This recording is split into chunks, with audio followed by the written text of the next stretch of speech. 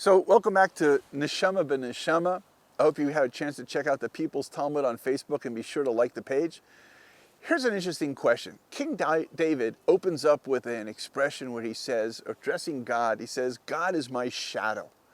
It's kind of a hard thing to understand. I mean, certainly to limit the image of God as being somebody's shadow. But the question really is, what is King David saying? He's telling us something very, very deep. He explains to us that in this world, we live in a world of hide and go seek with God.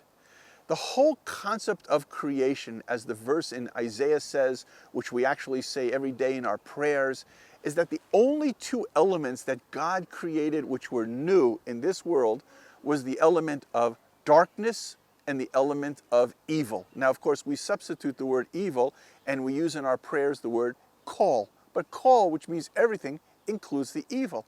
Meaning that the idea of light, it existed before creation. That's why it's Yotzeh Hamorot. Hashem formed the light. He didn't need to create the light. Shalom. Shalom exists in heaven way before this world creates. That's why it's Aseh Shalom. He made Shalom. But Borer, which Rashi points out, which means Yesh mi ayin, something from nothing, the only two verbs, or the only two elements which use the verb of Borei in that blessing are Uvorea Choshech, Uvorea Sakol, or in the original verse, Uvorea Tara. So this world is a world which in one word is called opaque. And therefore its opaqueness is the blessing of life that we have.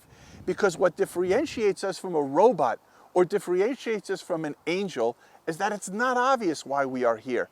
And so therefore, when a person rises up to all the challenges that we feel in our daily life and perseveres, that makes the human being greater than even an angel.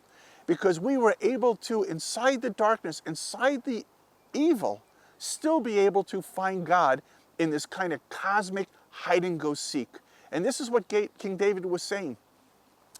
I'll put it in a different way. There's a medrash that asks the question, how big is the universe? And it answers the tip of your longest finger. Meaning what? Meaning as far as you can reach, that's how far the universe is.